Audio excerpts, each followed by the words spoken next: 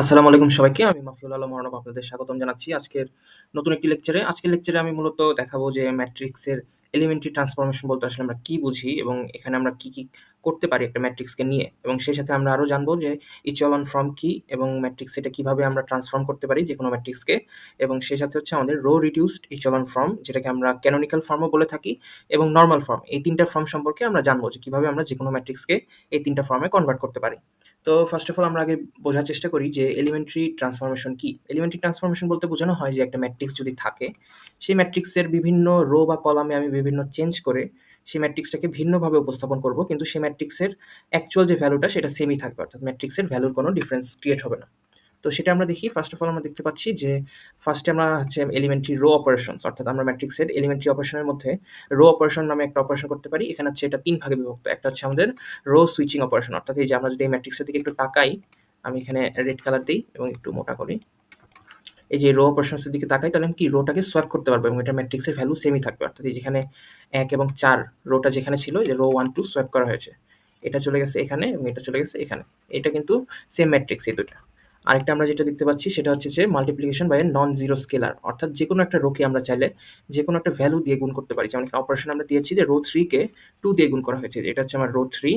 এই রো 3 কে আমরা যদি 2 দিয়ে গুণ করি, এই ম্যাট্রিক্সের একটি আমাদের রো অপারেশন হয়েছে। এবং সেমভাবে আমরা যদি রো অপারেশনে আরেকটা কাজ করতে পারি, সেটা হচ্ছে যে একটা সার্টেন রোকে আমরা অন্য রো এর সাথে গুণ করে সেটাকে প্লাস বা মাইনাস করে দিতে পারি। অর্থাৎ আমরা যদি এখানে আর টুকে দেখি, রো টু হচ্ছে আমার এইটা, এই রো টুতে আমি কি করেছি যে আর টু মাইনাস ফোর আর ওয়ান, এই আর ওয়ানটাকে আমি 4 দিয়ে গুণ করেছি, গুণ করে সেটা আবার এই আর টুর সাথে মাইনাস করেছি। তো এই আর ওয়ানকে 4 দিয়ে গুণ করলে কত কত আসে, এটা হয় আমার 4, এটা 8, এটা 12, 4 মাইনাস 4 0, তারপর 5 মাইনাস 8 মাইনাস 3 এবং 6 মাইনাস 12 মাইনাস 6 চলে এসেছে।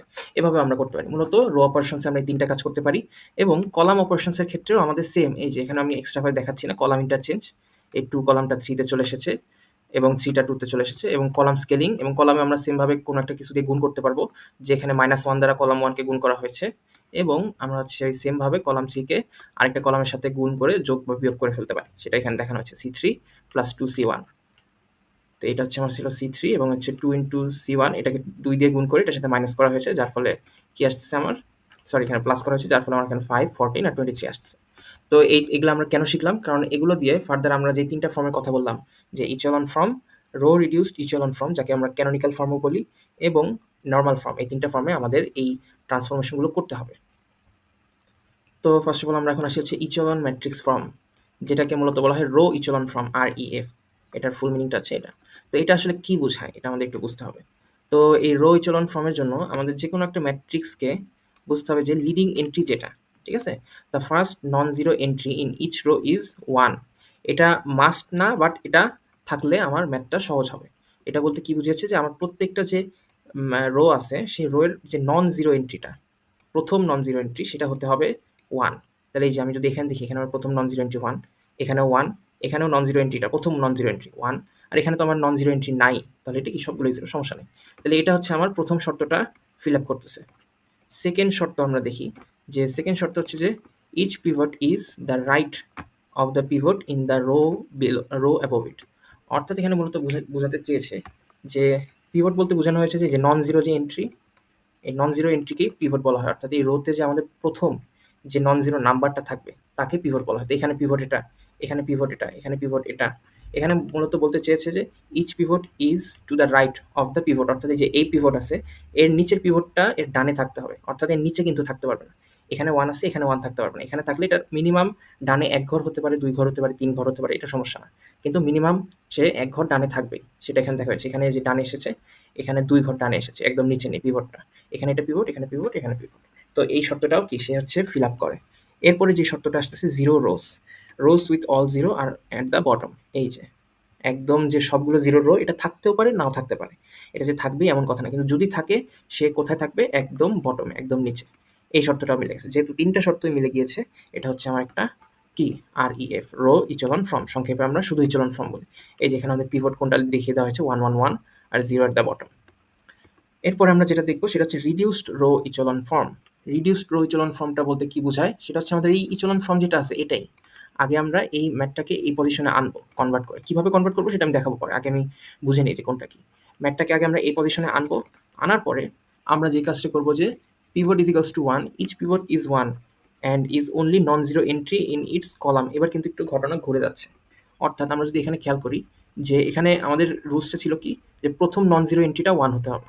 এই যে প্রথম নন জিরো এন্ট্রি 1, প্রথম নন জিরো এন্ট্রি 1, প্রথম নন জিরো এন্ট্রি 1, ঠিক আছে? এর বাদে 1 এর সাথে আর এক্সট্রা কোনো শর্ত ছিল না। এবার আমাকে যে শর্তটা জুড়ে দিয়েছে সেটা হচ্ছে যে আমার যে এই যে নন জিরো এন্ট্রি 1 আছে, এই 1 যেখানে যেখানে আছে সেই কলামগুলো 0 হতে হবে। অর্থাৎ এখানে আমার উপরে নিচে যা যা আছে সব 0 হতে হবে। এখানে আমার উপরে নিচে যা যা আছে সব 0 হতে হবে। এখানেও আমার উপরে নিচে যা যা আছে সব 0 হতে হবে। তো এখানে তো সব 0 আছেই প্রথমটাতে, সমস্যা নেই। 2 নাম্বার আর 4 নাম্বারটাতে আমার 0 তে কনভার্ট করে নিতে হবে। এই কথাটাই এখানে মূলত লেখা আছে। তো আমরা বিভিন্ন কলাম ট্রান্সফরমেশন এবং রো ট্রান্সফরমেশনের মাধ্যমে এই যে কনভার্ট করে ফেলবো, এবং কনভার্ট যদি আমরা করে ফেলি তাহলে আমাদের যেটা থাকতেছে এটাকে আমরা বলতেছি রিডিউসড রো ইচেলন ফর্ম। আর লাস্টে হচ্ছে all entries above below are 0, মানে লাস্টের যে এন্ট্রিটা এটা 0 থাকবে। এটা তো আগেরটাতেও ছিল। তো এখানে নতুন খালি আমাদের এই একটা জিনিসই, যে এটার যে 1 যেখানে যেখানে থাকবে, যেখানে যেখানে এই 1টা থাকবে ফার্স্ট এন্ট্রি হিসেবে, এখানে আমার এই কলামগুলো কি হবে সবগুলো 0 হতে হবে। কলামের সব এন্ট্রিগুলো 0 হতে হবে সেই 1টা বাদে। এই যে এখানে মূলত সেটা বলে দিয়েছে, আর কিছু না। এরপরে আমরা যেটা দেখব সেটা হচ্ছে নরমাল ফর্ম। নরমাল ফর্মটা কি? নরমাল ফর্ম একদম যদি সংক্ষেপ ভাষায় বলি, যেটা হচ্ছে আইডেন্টিক্যাল ম্যাট্রিক্স, এটা একটা আই, এবং এই আইডেন্টিক্যাল ম্যাট্রিক্সের সাথে হয় নিচে না হয় উপরে 0 থাকবে। এই নরমাল ফর্মটা আমরা ম্যাথ করতে করতে বুঝে যাবো, এটা কোনো জটিল কিছু না। নরমাল ফর্মটা আসার জন্য আমরা হচ্ছে রো কলাম দুটা অপারেশনই একসাথে ইউজ করে থাকি। এবং উপরের যে দুটা কথা বললাম যে রিডিউসড রো ইচেলন ফর্ম, এখানে আমরা শুধু রো ট্রান্সফরমেশনটা ইউজ করি, এবং শুধু ইচেলন ফর্ম যেটা সেখানেও আমরা রো ট্রান্সফরমেশন ইউজ করি, কলামটা ইউজ করি না। কলামটা শুধুমাত্র নর্মাল ফর্মে আমরা ইউজ করতে পারি। তো এখানে হচ্ছে আমরা কিছু ম্যাট্রিক্স দেখতে পাচ্ছি। এগুলো হচ্ছে আমাদের সেই কাঙ্ক্ষিত নর্মাল ফর্মের ম্যাট্রিক্স, যে শুধু আই অফ আর, যেখানে আর হচ্ছে আমার র্যাঙ্ক অফ ম্যাট্রিক্স। র্যাঙ্ক বলতে কি বোঝানো হয় এটাও আমরা জানবো, এটা আমরা পরবর্তীতে জানবো। এবং আই আর জিরো এটা কোনটা কীরকম আমি যদি জাস্ট একটুখানি বোঝানোর চেষ্টা করি, যে এটা হয়তো এরকম বোঝাচ্ছে যে শুধু 1, ঠিক আছে? এরকম। এই ম্যাট্রিক্সে কীরকম বোঝাচ্ছে, এই ম্যাট্রিক্সটা বোঝাতে পারি এরকম, যে 1 1 0 0 0 0, ঠিক আছে? এটা এই ম্যাট্রিক্সটা এরকম বোঝাতে পারে 1 0 0 1 0 0, ঠিক আছে? হতে পারে এরকম এরকম ম্যাট্রিক্স। মূলত এগুলা কীভাবে কি আমরা র্যাঙ্কের মাধ্যমে ভ্যালুগুলো দিয়ে আসলে বোঝার চেষ্টা করবো। ম্যাথ করলে আমরা জিনিসটা ক্লিয়ার হবে। আমি এখানে বেসিকটা এই জন্যই দেখাচ্ছি না, কারণ এটা হচ্ছে একটু ভ্যারাইটি রকমের ব্যাপার স্যাপার আছে, আমরা ম্যাথ করতে করতে জিনিসটা ভালো মতো বুঝতে হবে। তো আমরা এখন ডিরেক্ট ম্যাথে আসি। Reduce the matrix to its echelon form, যেটা আমরা নর্মাল ইচেলন ফর্ম বলি REF, then its canonical form, যেটাকে আমরা রো রিডিউসড ইচেলন ফর্ম বলি, and then its normal form, যেটা হচ্ছে আমরা লাস্টে যেটা মাত্র দেখালাম আর কি, and then fine its rank. তো আসি আমরা, তো ম্যাথটা শুরু করি। ম্যাথে আমাদের এই যেখানে একটা ম্যাট্রিক্স দেওয়া আছে, একটা বিশাল একটা ম্যাট্রিক্স দেওয়া। এই ম্যাট্রিক্সটাকে আমরা কি করব, বিভিন্নভাবে কনভার্সনের মাধ্যমে আগে রো ইচেলন ফর্মে কনভার্ট করব, যেটাকে সংক্ষেপে ইচেলন ফর্ম বলা হয়। তো এই ইচেলন ফর্মে কনভার্টের জন্য এখানে কিছু আমি যে বেসিক রুলসগুলো সেটা লিখে দিয়েছি, যেটা আমি মাত্র কিছু আগে বলেছি। তো এখানে ফার্স্টে আমরা কি করলাম, R1 আর R2 হচ্ছে সোয়াপ করলাম, কারণ আমার উপরে কি দরকার, উপরে আমার হচ্ছে 1 দরকার, লিডিং এন্ট্রি। এই জন্য R1 R2 সোয়াপ করে নিলাম। তারপরে আমি বিভিন্ন ক্যালকুলেশন করলাম, যে R2 এর সাথে R2 minus R2 R1, R3 এর সাথে R3 মাইনাস 3 R1, এবং R4 এর সাথে R4 মাইনাস 2 R1। এবং এই ক্যালকুলেশনগুলো করার ফলে আমার হচ্ছে আরেকটি ম্যাট্রিক্স চলে আসলো, এবং এখানে হচ্ছে আমার যে নিচে যে জিরোগুলো দরকার, এই যে একদম নিচে যে জিরোগুলো, এই জিরোগুলো আমি পেয়ে গেছি। এটা হচ্ছে আমার একটা সুবিধা হয়ে গেল। এরপরে আমার কি দরকার, এরপরে হচ্ছে আমার এই এন্ট্রিতে 1 দরকার। তাহলে আমি সেখানে কি করলাম, এখানে -1 ছিল, আমি R2 কে মাইনাস দ্বারা গুণ করলাম, তাহলে এখানে আমার শুধু 1 চলে আসলো। তাহলে আমার এইটুকু পার্টটা ঠিক হয়ে গেছে। এখন আমার এখানেও 0 দরকার একটা। কি করলাম, R3 কে R3 মাইনাস 3 R2 করার ফলে এখানেও কি আমার 0 চলে আসলো। তাহলে এখন কি আস্তে আস্তে কিন্তু পজিশনগুলো ঠিক হচ্ছে আস্তে আস্তে। এরপরে আমি হচ্ছে R3 কে 1/8 R3 দ্বারা ভাগ করে দিলাম, এই যে এই পার্টগুলোকে ছোট করে নিলাম। বিশাল বড় বড় ভ্যালু ছিল, সেটাকে ছোট করে নেওয়া হলো। এখন হচ্ছে আমরা যে আমাদের R3 এর এখানে যে একটা 0 প্রয়োজন, সেটার জন্য আমরা যেটা করব সেটা হচ্ছে যে R4 এর যে এই পার্টটুকু 0 প্রয়োজন, সেটার জন্য আমরা R4 কে 8/5 R3 দ্বারা মাইনাস করব। 8/5 R3, অর্থাৎ এই যে R3 যে রো, এটাকে আমরা 8/5 দিয়ে গুণ করব, এবং যা হবে সেটাকে আমরা মাইনাস করে দেব। মাইনাস করলে আমাদের যে ভ্যালুটা আসতেছে সেটা হচ্ছে এখানে 0, এখানে আসতেছে হচ্ছে আমাদের -3, এখানে হচ্ছে -12/5। এখন এখানে 0টা কিভাবে হলো যদি আমি একটু বোঝানোর চেষ্টা করি। R3 তে ছিল হচ্ছে আমাদের এই পজিশনটাতে 5 × 8 ডিভাইডেড বাই 5, তাহলে কি থাকে আমাদের, এই যে 5 5 কাটা যায়, এবং 8টা কি থাকে, বাকি থাকে। তাহলে এই 8টা এই 8 এর সাথে মাইনাস হয়ে 0 হয়ে যায়। মূলত এখানে এই ঘটনাটা ঘটতেছে, এবং বাকিগুলো আমরা এই সেম প্রসেসে ক্যালকুলেশন করব, এবং করলে আমাদের হচ্ছে যা আসে সেটা। এরপরে আমরা কি করব, সিম্পলিফাই করব। এখানে যেহেতু আমরা একটা ফ্র্যাকশন দেখতে পাচ্ছি, আমরা কি করব, ফ্র্যাকশন সরানোর জন্য R4 কে 5 দ্বারা গুণ করব। R4 কে 5 দ্বারা গুণ করলে আমাদের ফ্র্যাকশনগুলো সরে গেল, এবং আমাদের সর্বশেষ যে ফর্মটা আসলো সেটা হচ্ছে আমাদের সেই কাঙ্ক্ষিত ইচেলন ফর্ম। এই যে আমরা দেখতে পাচ্ছি যে আমাদের এখানে ফার্স্ট রোটা কি 1, ফার্স্ট রো 1, এখানে কিন্তু আমাদের ফার্স্ট নন জিরো 1 না, ঠিক আছে? কিন্তু যে আমি তখন বলেছিলাম যে এই ফার্স্ট নন জিরোটা 1 হলে আমাদের ম্যাথ করতে সুবিধা, বাট হতেই হবে এমন না, ঠিক আছে? হলে আমাদের ম্যাথ করতে সুবিধা। তবে যে জিনিসটা আমাদের মাস্ট দেখতে হবে, যে আমাদের এই পিভটগুলো অর্থাৎ নন জিরো এন্ট্রিগুলো ডানে আছে কিনা, অর্থাৎ নিচে থাকা যাবে না। এই যে ডানে থাকবে, এবং নিচে একটা আমাদের এরকম একটা ট্রায়াঙ্গেল তৈরি হবে আমাদের জিরোর জিনিসটা কিন্তু আমাদের হয়েছে। তার মানে কি আমাদের হচ্ছে এটা ইচেলন ফর্ম। এখন হচ্ছে আমাদের কি কাজ, এটাকে ইচেলন ফর্ম থেকে রো রিডিউসড ইচেলন ফর্ম বা যেটাকে আমরা ক্যানোনিক্যাল ফর্ম বলি সেটাতে কনভার্ট করবো। তো ক্যানোনিক্যাল ফর্মে আমাদের 1 নেওয়া বাধ্যতামূলক, অর্থাৎ এই যে এখানে যে 5 আর এখানে যে 15 আছে মাইনাস, এই দুটাকে আমাদের 1 করতেই হবে বাধ্যতামূলক, এবং সেই সাথে আমাদের এই যে কলামগুলো যেখানে যেখানে এই আমাদের নন জিরোর ফার্স্ট এন্ট্রিটা 1, সেখানে আমাদের এই কলামগুলোরও সব এন্ট্রি 0 করে দিতে হবে। সেই কাজটা এখন আমরা করব। এবং সেক্ষেত্রেও আমরা শুধু ব্যবহার করতে পারবো অনলি রো অপারেশন। আগেরটা তো শুধু রো অপারেশন, এটা তো রো অপারেশন, কলামটা আমরা ব্যবহার করতে পারবো না। তো রো 3 কে আমরা 1 করার জন্য কি করলাম, 1/5 R3, R3 কে ডিরেক্ট 1/5 দ্বারা গুণ করে দিলাম, তাহলে যেটা আমার 1 এ কনভার্ট হয়ে গেল। এবং R4 কে আমরা -1/15 R4 করলাম, অর্থাৎ -1/15 দিয়ে গুণ করলে এটা 1 হয়ে গেল। তাহলে আমাদের সবগুলো 1 করার যে কাজটা সেটা শেষ। এখন আমাদের জাস্ট করতে হবে কি, এই কলামগুলোকে 1 এ কনভার্ট করে ফেলতে, সরি 0 তে কনভার্ট করে ফেলতে হবে। এটা 0 করতে হবে, এটুকু 0 করতে হবে, এবং এই ক্ষেত্রে আমাদের এইটুকু 0 করতে হবে। তো সেক্ষেত্রে আমরা যে রো এর কনভার্সন করলাম, আমি এগুলো আর বিস্তারিত বলছি না, এটা আপনারা দেখলে বুঝতে পারবেন। এই রো কনভার্সনগুলো করার ফলে আমাদের হচ্ছে এই যে এই কলামটাও দেখা যাচ্ছে আমরা 0 0 তে কনভার্ট করে ফেলতে পেরেছি। এটা আর এটা এখন বাকি। তো এটার জন্য আমরা আরো কিছু ক্যালকুলেশন করলাম। এই ক্যালকুলেশনগুলো মূলত আমরা এই ম্যাথগুলো যত করব তত আমরা জিনিসটা ভালো মতো বুঝতে পারবো।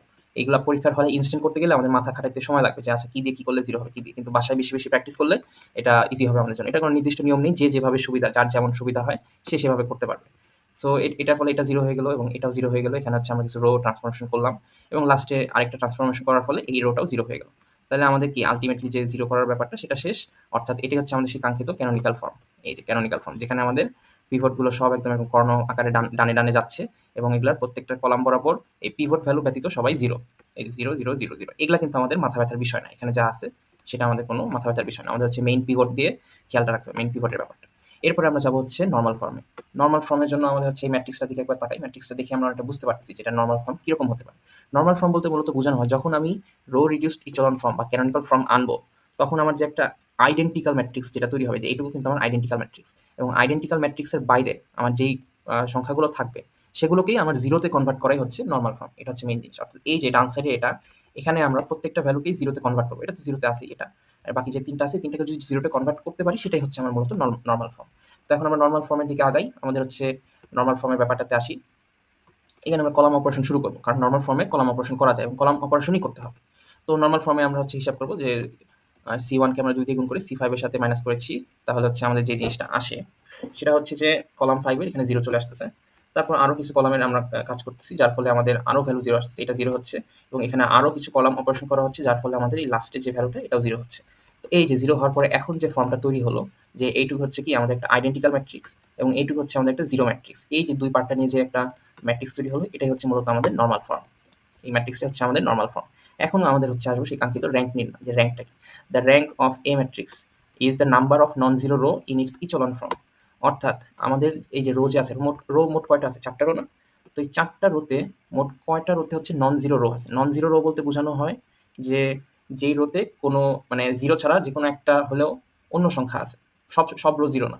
তো এখানে যদি আমরা এখানে চিন্তা করি, এখানে আমাদের নন জিরো রো কিন্তু নেই, এখানে 1 আছে, এখানেও আমাদের একটা 1 আছে, এখানেও একটা 1 আছে এবং এখানেও একটা 1 আছে। অর্থাৎ কোনোটাই কিন্তু 0 রোস না, সবগুলোই একটা নন জিরো রো। যেহেতু এখানে 4টাই নন জিরো রো, এই জন্য আমাদের এখানে র্যাঙ্ক হবে হচ্ছে 4। যদি সামহাও আমি ধরে নিচ্ছি যে আমাদের এটা 0 হয়, এই ভ্যালুটা 0, তাহলে আমাদের নন জিরো রো হতো 3টা, কারণ এটা আমাদের 0 রো, এটা একটা নন জিরো রো, এটা নন জিরো, এটা নন জিরো। তাহলে তখন আমাদের র্যাঙ্ক হতো হচ্ছে 3 ওই সময়, যদি এই ভ্যালুটা 0 থাকতো। কিন্তু যেহেতু এই ভ্যালুটা 0 না, এই জন্য আমাদের নন জিরো রো 4টা, অর্থাৎ র্যাঙ্কও হচ্ছে 4টা। তো এইটাই হচ্ছে আমাদের সেই মেইন জিনিস। এটা হচ্ছে আমাদের লাস্টে যে অ্যান্সার, সেই অ্যান্সারটা। আর এটা হচ্ছে আমাদের সেই সামারি, যে আমরা কোন ফর্মে কি কি করতে পারি। ইচেলন ফর্মে আমরা রো ট্রান্সফরমেশন করে থাকি।